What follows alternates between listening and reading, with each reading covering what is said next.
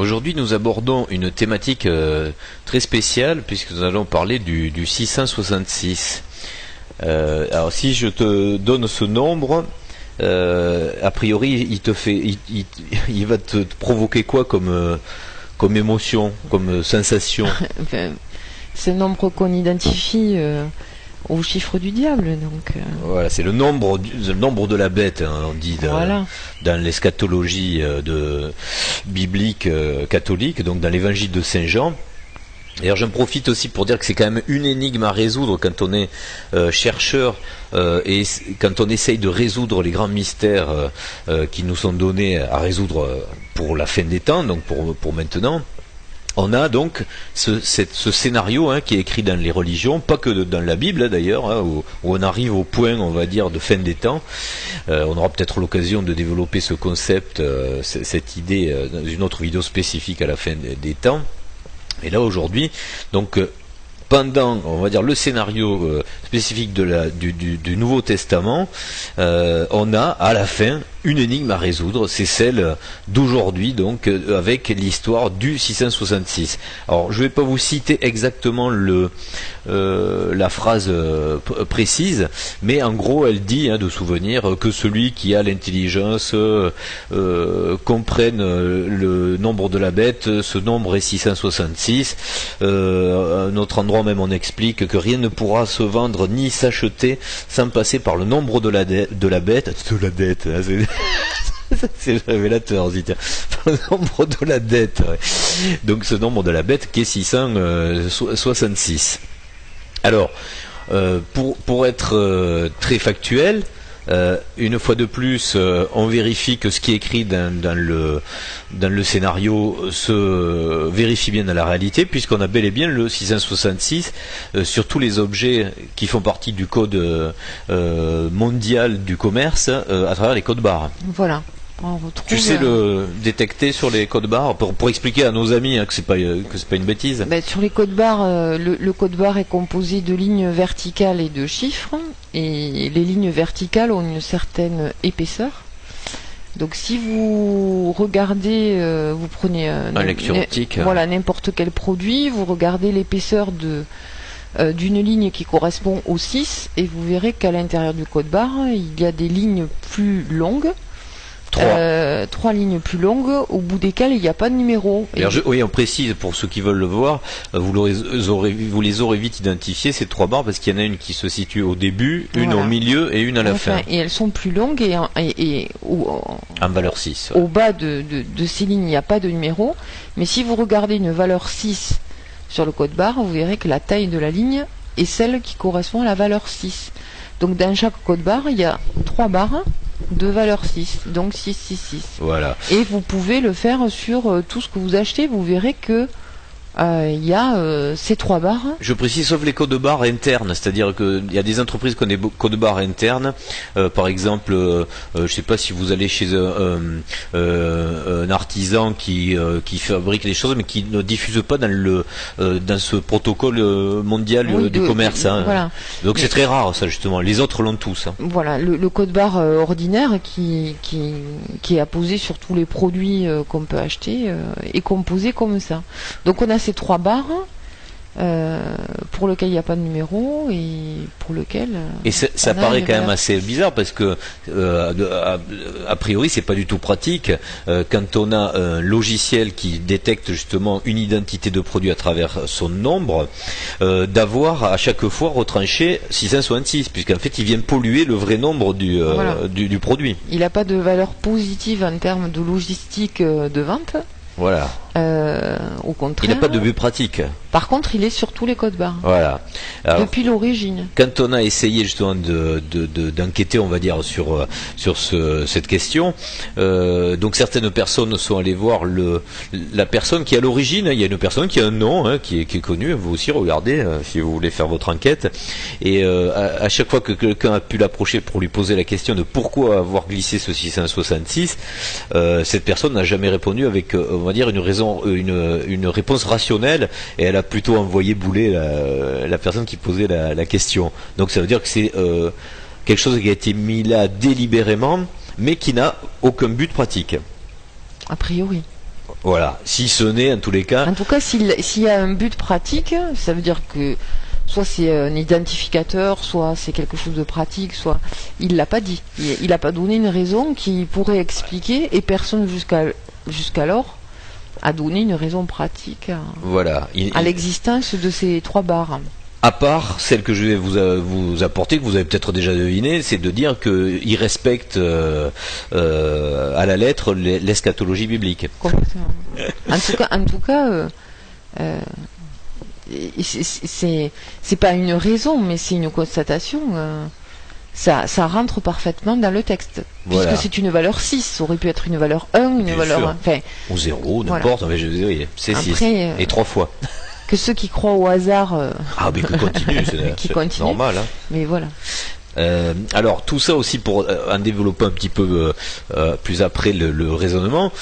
Imaginez quand même que c'est quand même un code terrien. Hein, il est valable pour le monde entier. Donc imaginez bien que quand on décide d'un protocole pour mondial, pour universaliser quelque chose, ça doit être quand même validé par plus d'une personne et d'importance quand même. Je veux dire, c'est pas moi par exemple demain je décide de faire le protocole du code barre, si je mets 666, les mecs ils vont sûrement me demander mais qu'est-ce que tu as mis là, pourquoi il faut que dans tous nos logiciels de scan on ait l'algorithme qui enlève ces 6, sinon on n'a pas la bonne identité du produit. Donc fatalement c'est pour faire prendre conscience que c'est quelque chose qui a sûrement été bien pesé, bien réfléchi au niveau mondial. Et validé. Voilà, et validé. Donc c'est pas rien, c'est pas un hasard comme tu dis, et c'est quelque chose donc qui doit vous poser des questions. Oui, alors si c'est pas un hasard, on peut même aller à l'autre bout et se dire que c'était une volonté. Voilà. Alors après, si vous versez, on va dire, dans les théories conspirationnistes et que vous voyez le mal partout, évidemment que ça donne de l'eau à votre moulin cette histoire quand même. Complètement. Voilà. Alors après le problème c'est que c'est plus complexe, c'est peut-être, on n'a pas la réponse absolue non plus, c'est peut-être plus complexe que ça toute cette histoire, puisque si on est vraiment dans une matrice qui est là pour nous réveiller, et que le scénario est toujours donc du côté des peurs, du côté des émotions basses fréquences on va dire, pour essayer de créer une épreuve pour se réveiller, ben ça peut-être ça me fait partie hein. Oui. Donc c'est pas forcément parce que là les théories conspirationnistes qui ont raison sur le fond hein, dans l'enquête ils ont après, trouvé faut aller aussi au-delà. Voilà, il faut aller au-delà. À quoi ça sert au-delà. ça? Parce que si ça sert vraiment à vous tenir en esclavage etc comme c'est dit, je vois pas l'intérêt justement de le révéler. Sinon à quoi ça sert? Oui. Je veux dire, vous sciez la branche sur laquelle vous êtes assise, hein, c'est-à-dire quand vous êtes le maître du monde, là, soi-disant, donc si vous êtes en train de mettre les petits cailloux là pour vérifier que c'est une théorie conspirationniste et que ça va à sa fin, vous êtes en train de saboter votre propre organisation quand même, hein, c'est quand même aussi la question qu'il faut se poser. Alors après, justement, pour démystifier, puisque là on a vu la partie pratique hein, de ce qu'est le 666, qui existe bel et bien en eschatologie et en réalité économique et dans le nouvel ordre mondial dans le scénario, qu'est-ce qui permet ce chiffre justement, ce nombre pardon, de la bête, de faire peur quand même hein? Oui, c'est comme il est associé à un texte qui rapporte au diable, ça veut dire que tout ce qui est commerce, et tous les jours on commerce, tout le monde commerce tous les jours, se soumet à une force diabolique en fait. Voilà. C'est-à-dire qu'à chaque fois que vous achetez quelque chose, c'est chaque fois que ça scanne, ça fait un appel au diable quoi. C'est comme si ce lien était perpétuellement là, voilà. On le boit, on le mange, omniprésent, on s'habille avec, on se chausse avec, etc., etc. On peut le décliner. Voilà. Alors d'ailleurs, ceux qui en ont peur justement, ceux qui ont la phobie de ce raisonnement, sont dans cette emprise justement, hein, et voient justement le mal absolument partout dans ça. Quoi. Parce que même si la psyché est ainsi faite que même si vous vous conditionnez à vous dire mais moi je l'ai pas voulu et je suis obligé, il n'empêche que vous le portez. Oui. Si vous êtes dans la peur, elle est toujours là, même si vous essayez de la diminuer. Et je pense que même c'est pire C'est si vous la refoulez à l'intérieur de vous, vous la stockez, vous la superposez jusqu'à ce qu'un jour elle fasse ses effets. Mais ce qui est bien quand même, c'est que si on peut distinguer dans la progression des consciences des gens qui sont à des stades différents, celui qui sait pas, par exemple, qu'il y a le 666, ni dans la Bible, ni sur les codes barres, ben lui, par exemple, il n'a pas commencé le chemin de compréhension du sujet qu'on va aborder en fait. Celui qui est déjà, on va dire, dans le chemin de compréhension, c'est celui qui a déjà détecté que c'est une réalité, ça. Mais par contre, le fait qu'il en ait peur, il va falloir peut-être voir les choses autrement, parce que c'est peut-être pas fait pour ça, en fait. Hein. Est-ce que tu... Mais de toute façon, quand on est dans un chemin d'évolution et qu'on est face à une peur, il faut la comprendre et l'analyser autrement. Voilà, parce que ça peut être fait parce aussi... On est esclave de rien, on a le choix sur tout, on a le libre arbitre sur tout. Donc la personne qui a compris le texte, qui a constaté et qui en a peur, il faut qu'il se dise, mais cette peur, elle correspond à quoi? Voilà. C'est l'autre partie du chemin. Alors le chemin, la personne en général le fait justement. Elle comprend que ses peurs sont bien étayées, puisque quand elle s'aperçoit évidemment que il y a une vraie conspiration économique, une hégémonie, on va dire par le capital, hein, par le jeu justement de la vente de produits, et même le fait de se comporter dans le fait qu'on est à vendre des choses, hein, puisqu'on pourrait très bien sortir de ce système, être dans un monde qui d'échange de dons et on va dire d'une opulence voulue et souhaitée mais bon, ça c'est vrai que c'est un concept difficile à aborder, parce que dans les consciences c'est quelque chose qui chemine très très très doucement et qui peut paraître comme une utopie complètement fantasmagorique, alors que ça l'est pas du tout. Donc en fait ça a quand même installé la dualité et la peur, mais ça amène vers un chemin de réflexion. C'est quand même l'intérêt. L'intérêt, oui. Oui. Comme je disais, forcément quand il y a une peur, c'est qu'on n'a pas trouvé la solution. Voilà, et que ça incite à chercher. Ouais. Il faut continuer à chercher. Par contre, celui qui est à moitié du chemin, il a déjà fait la moitié du chemin. Voilà. Et c'est vrai qu'alors quand il va faire ses recherches, il va s'apercevoir que ce 666, il est absolument partout. Et dans des endroits déterminants. Alors dans les médias, hein, je te ferai pas l'article, tu as remarqué, toutes les grandes stars du monde font le fameux 666. Eh ben ça, peut-être sur ceux qui le savent pas, tu sais comment ça se fait avec l'index et le pouce ramené en rond, et les trois autres doigts décomposés, ça fait 3-6. Donc c'est une symbolique souvent qu'on ramène à l'œil. Hein, oui. Et qu'on ramène à la pyramide Illuminati, donc la pyramide qu'on retrouve sur le dollar. Enfin, tout ça, je veux dire, il n'y a pas de souci, vous pouvez le vérifier, c'est une réalité. Hein. Oui, c'est des symboliques. C'est des symboliques qui existent et qui sont d'ailleurs omniprésentes. Par exemple, vous prenez l'ordinateur Google, par exemple. Tiens, Google, c'est 3-6. On n'y fait pas attention quand on n'est pas averti de ce genre de gymnastique des géométries, mais en fait, ce 666, vous le trouvez dans toutes les sociétés déterminantes, on va dire, de notre société économique et intellectuelle. Google, c'est 666. Le CERN, qui a une part très importante dans ce scénario de fin des temps, dans son logo, c'est aussi un 666. Vous prenez, mais c'est incroyable. Alors, faites vos recherches. On n'est pas là justement pour le faire, mais faites-le vous-même. Vous allez retrouver ce 666 absolument partout, que ce soit dans la communication, donc dans les entreprises comme pignon sur la planète, et dans le milieu du spectacle où on le communique à travers des symboliques constantes. C'est assez incroyable. Donc une fois qu'on a repéré ça, on pourrait quand même se sentir un petit peu cerné par ça et oppressé par ce truc-là. Et comme tu dis, après, ce qui est important, c'est de comprendre qu'il faut engager un chemin de recherche, mais peut-être pas forcément sur un enfermement diabolique et économique, mais plutôt vers quelque chose de plus spirituel, puisque c'est quand même dans... Oui, même si cette étape, elle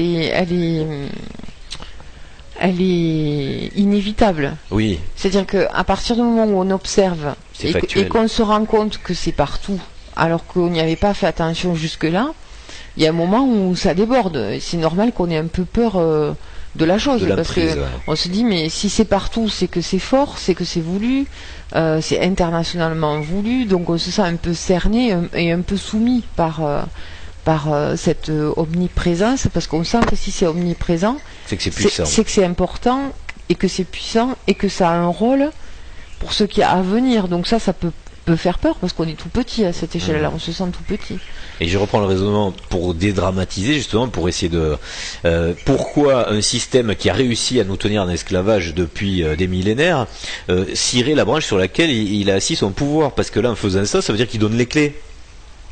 Est-ce que je veux dire? Il se montre. Il se montre. Il se montre. Mais donc ce serait plutôt stupide. Oui, même si on pourrait se dire, s'il le fait autant, c'est pour marquer sa puissance, et donc le nombre de personnes qui seraient à même de se révolter contre ça et dire j'ai compris. Enfin, on peut toujours se trouver des arguments, tout dépend dans l'état d'esprit dans lequel on est. Pendant les étapes du chemin, en fait. Il y a des étapes où on se sent pas de nature à avancer, parce qu'on se dit de toute façon c'est perdu d'avance, et il y a des moments où on se dit ça ne peut pas être ça. Mais en tout cas, moi je ne veux pas que ce soit ça. Ceux qui travaillent en tous les cas ont le bon chemin parce qu'ils ont déjà eu la volonté de vouloir le résoudre, ce truc-là, parce qu'il y en a tu peux en parler à 100 personnes, il y en aura peut-être que 4% qui vont trouver ça intéressant et qui vont creuser. La majorité passe à autre chose 5 minutes après, clairement. Mais je reviens sur le fait que n'avance que ceux qui justement ne se sentent pas soumis et comprennent que malgré tout ce qu'on a pu leur dire et faire ressentir jusqu'alors, ils conservent un libre arbitre. Oui. Il n'y a pas de fatalité. Donc, même s'il semble que non, voilà, même si voilà. Donc à partir du moment où on refuse cette fatalité et cette soumission, on est à même de se dire bon. Qu'est-ce que ça veut dire? Qu'est-ce qu'il y a derrière ça que j'ai pas vu jusqu'à maintenant? Alors après, c'est là que je vais verser vers mon expérience personnelle de chercheur, justement, sur ce sujet, pour voir quelle a été justement la démarche qui s'est enclenchée dans une compréhension différente, puisque moi aussi, tant que j'avais pas non plus résolu, d'ailleurs je dis pas que ma version est la bonne non plus, qu'on soit bien clair, je donne ma version et mon expérience et tout, mais après vous en ferez ce que vous voulez.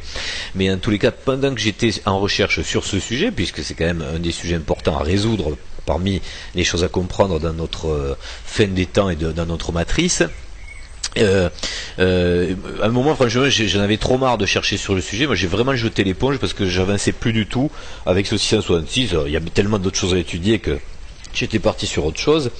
Mais on l'avait à l'esprit tout le temps. Et lorsqu'on a voulu changer de voiture, tu te souviens, la veille, on se dit tiens, c'est marrant, puisqu'on va changer de voiture et donc de plaque d'immatriculation. Imagine si on se tapait un 666, quoi. Ça serait terrible. Oui, on aurait peur. En fait, on y a pensé parce que c'était le tout début des plaques qui demeurent sur le véhicule.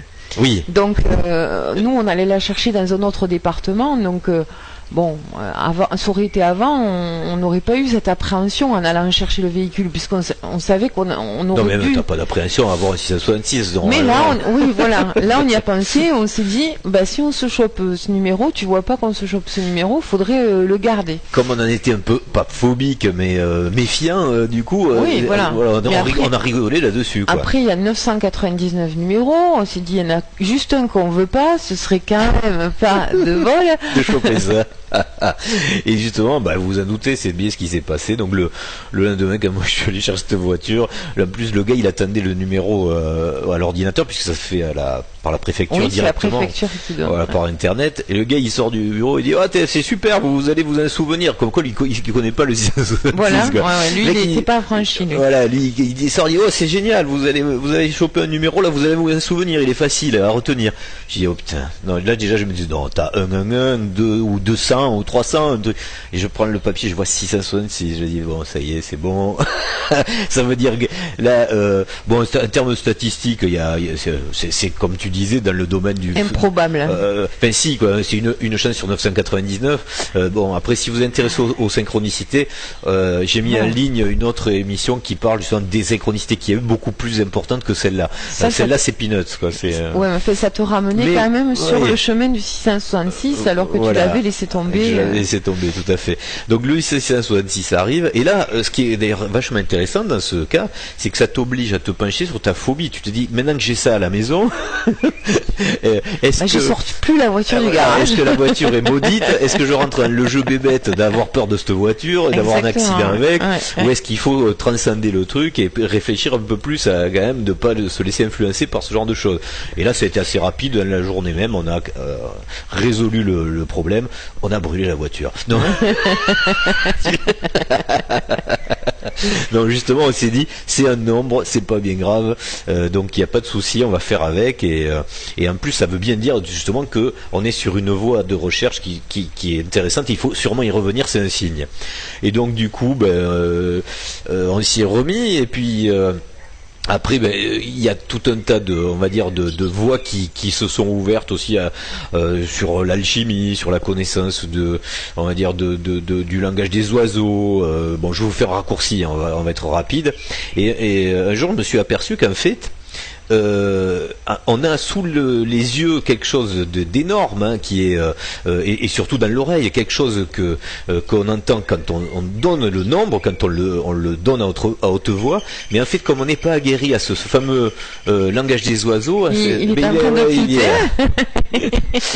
D'ailleurs, si vous vous intéressez à ça, parce que ça fait partie des choses à connaître dans l'ésotérisme aussi, dans l'alchimie. Non, puis c'est plus qu'ésotérique, hein, c'est une philosophie, on va dire, de penser puis de transmettre des informations pour les cacher. C'est comme dans les vitraux, comme sur les cathédrales, ou comme dans la pyramide d'Égypte, ou dans les autres pyramides d'ailleurs, hein. Il y a en fait ce même principe qui est le principe de suggérer et de montrer sans écrire quelque chose, justement. Il faut que ce soit donc suggéré et compris par ceux qui ont le même mode, on va dire, de fonctionnement et le même, on va dire, la même plasticité d'intelligence. Et quand on parle un langage des oiseaux, en fait, 666 devient un message de la plus haute importance. Parce que si vous ne le considérez plus en nombre, mais en phrase et en français, ça donne, je décompose lentement, 6 sens, soit 100 et 6. Donc ça veut dire, est-ce que tu le ressaisis Oui, voilà. oui. Non, parce que Oui. je sais que c'est difficile. Hein, on est tellement habitué, le cerveau l'a tellement en habitude de nombre que il voit pas le sens de la phrase. Donc on va le décomposer mot par mot. Donc 6 sens, ce sont le fameux sixième sens qu'on doit aborder quand on commence à rentrer sur ce chemin, on va dire, de sagesse, donc on va citer, oui. voilà, d'évolution. On a 5 sens officiels, hein, c'est-à-dire l'ouïe, l'odorat, le toucher, la vue et le cinquième, c'est marrant, le goût. Voilà, donc on a ces 5 sens. Et vous savez, quand il y a un sens qui est, on va dire, extraordinaire, qui dépasse les autres, on appelle ça, toi, tu as un 6e sens. Et ce fameux 6e sens, tu sais ce que c'est Ça renvoie à l'intuition, oui. Voilà, tout ce qui est intuitif. On le dit des animaux. Oui, cheval, un 6e sens, on dit souvent les animaux aussi, ou en général. Et donc ce 6e sens, c'est quand même la clé dans la spiritualité, à travers la méditation, d'une connexion avec ce qu'on appelle votre soi, quoi. Oui, de la reliance au moi. Voilà. Et du coup, ce message est plus qu'important parce qu'il vous dit 6 sens, donc on a bel et bien 6 sens, donc il vous rappelle que vous avez un 6e sens, donc c'est déjà bien. Et il dit soit, donc le soit S-O-I-T, hein, cette fois, comme un axiome qu'on pose en mathématiques, soit, donc 6 sens, soit 100 T6. Donc après c'est de l'impératif 100, sentir, donc ressentir, T, les tiens, 6, donc on revient sur de nouveau un chiffre. Donc je le redis en entier. Donc 6 sens, soit 100 et 6. Voilà. Voilà. Donc c'est un message hyper important à comprendre. Mais c'était ce qui était demandé de décoder. Et ça change tout. Alors peut-être, parce que si ça se trouve, c'est pas ça. Mais ça donne une sacrée voie d'ouverture, gars. Oui, c'est un décodage. Et je suis pareil que toi, hein. Je dis pas que ceux qui avaient été décodés, c'est ça. Oui. Mais c'est une des solutions. C'est forcément une solution puisque ce serait quand même une correspondance extrêmement aussi délicate parce que fait le tour. Est-ce qu'on peut se dire que tous les nombres ne donnent pas des phrases? Je le dis au passé, sinon je voulais oublier. Oui, tous les nombres ne donnent pas des phrases, mais moi je vais oublier aussi ce que. Mais j'ai vite fait là. Je pense que quand un système de codage est mis en place comme ça, et à cette échelle-là, il ne peut pas y avoir dissolution. Regardez le Da Vinci Code, si ça vous donne une dissolution à chaque étape, vous n'arrivez pas au bout de la chouette. Oui. Oui. Donc, bon, effectivement, on ne dit pas que c'est la solution, mais c'est une solution considérable, dans le sens à considérer pour la prendre en considération dans son propre parcours. Non mais oui. c'est un élément important. Quand on fait une démarche comme ça, il y a des moments où on fait des grands pas et il y a des moments où on est sur des millimètres. Donc il faut savoir imaginons que on trouve cette solution-là, il faut ni sauter au plafond, ni déconsidérer. Il faut se dire, je m'en sers à quoi? Mais dans mon cas personnel, qu'est-ce qu'elle me dit cette phrase? Dans mon cas personnel, elle m'a donné la recette que j'utilisais pas, c'est la méditation de sentir le sixième sens d'ailleurs. Non mais c'est ce à quoi je voulais en venir. C'est à partir du moment où on arrive à cette phrase-là, qu'est-ce qu'elle nous apporte? Elle nous apporte après ce qu'on devient. Ce qu'on devient. Oui. Donc, si on repart de l'origine, celui qui a l'intelligence, etc., ça veut dire que celui que tu es, c'est peut-être pas le basique à 5 sens que tu crois, c'est autre chose, donc trouve-le. C'est pour ça que c'est la bête aussi.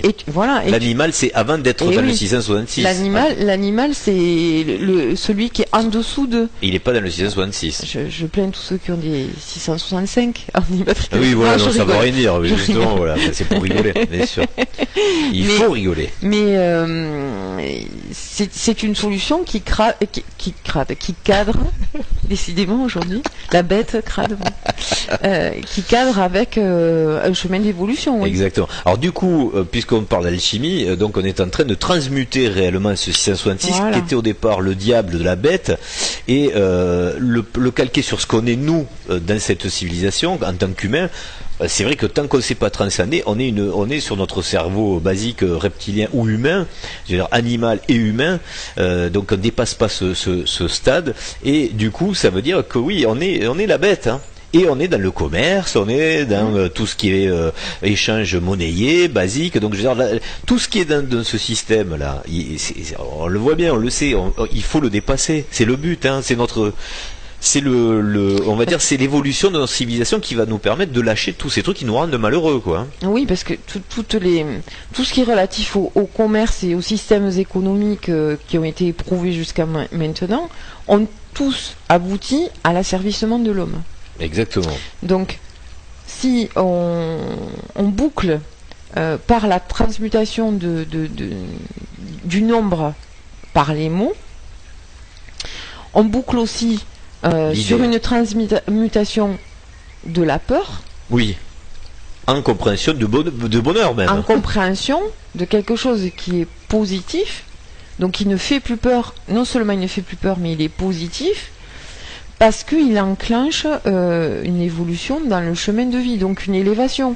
Avoir un sens de plus, percevoir un sens de plus, être dirigé par ce sens-là, en plus, c'est forcément évoluer, monter, donc sortir de l'état animal, bestial. Exactement. En fait. Donc il y a une cohérence quand même sur... on sort des lois de la jungle pour aller vraiment sur une humanité qui a justement un rapport différent à l'autre.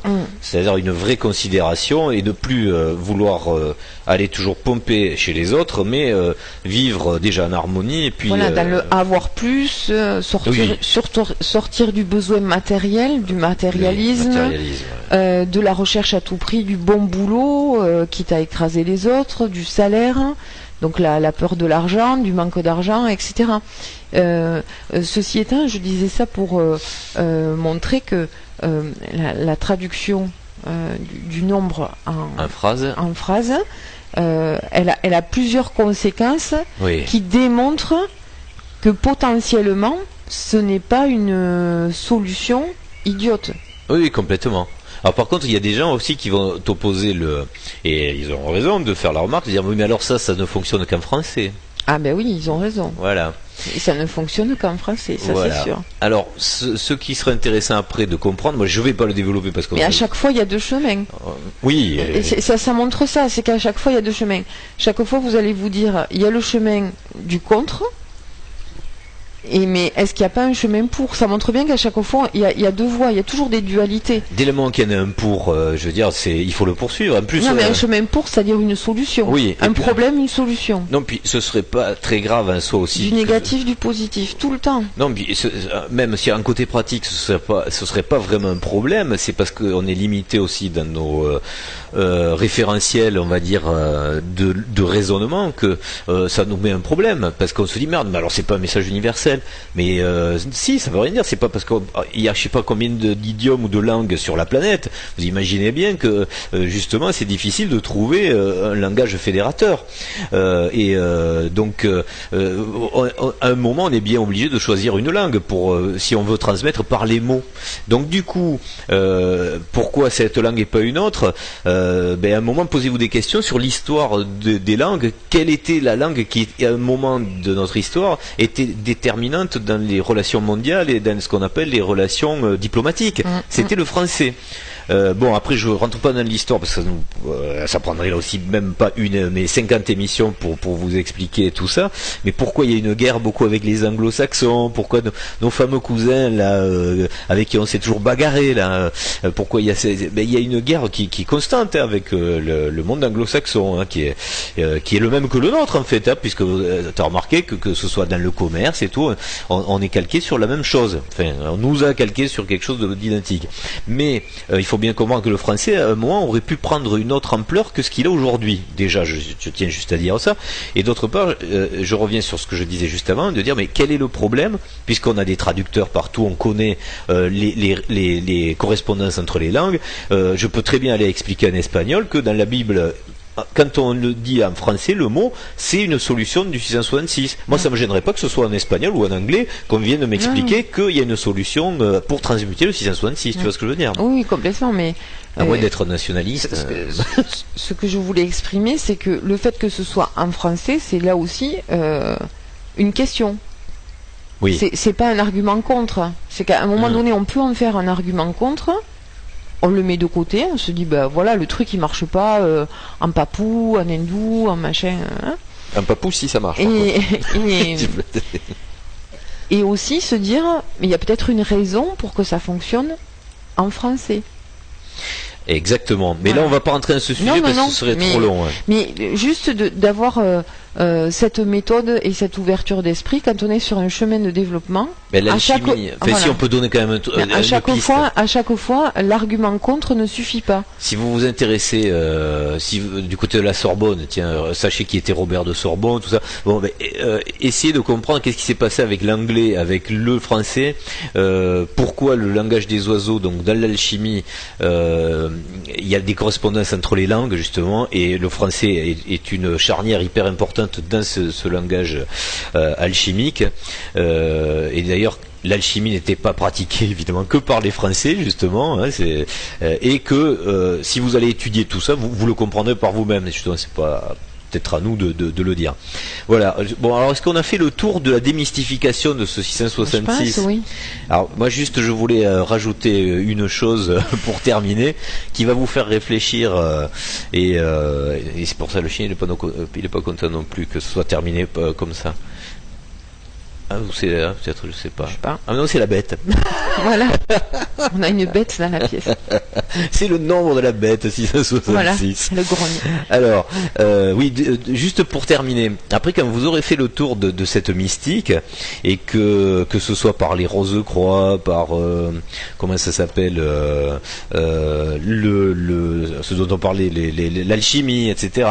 Si Bugarache pour vous est quelque chose d'important, sachez juste, pour information, que par rapport au point zéro qui a été installé devant Notre-Dame de Paris, le point zéro de France, c'est-à-dire c'est le point d'origine d'où on calcule toutes les distances des bornes kilométriques.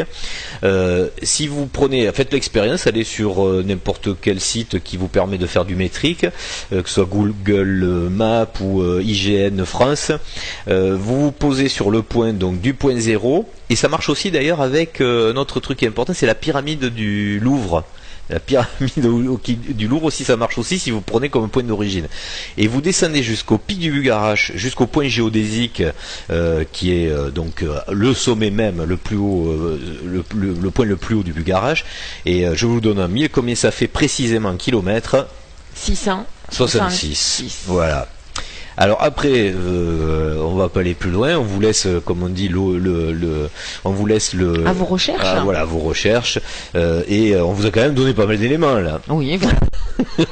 Donc à vous de comprendre ce qui peut être compris. Vous avez 6 sens, sentez-les bien. On pourrait dire ça pour terminer. Non, tu veux reprendre 666? Non, c'est le sentir les biens qui me... Eh ben, c'est ce que... Ouais, il faut les sentir, quoi. Surtout le 6e, hein. Oui, il faut le percevoir, oui. Voilà. Donc, bon 666 à tous. À bientôt. À bientôt.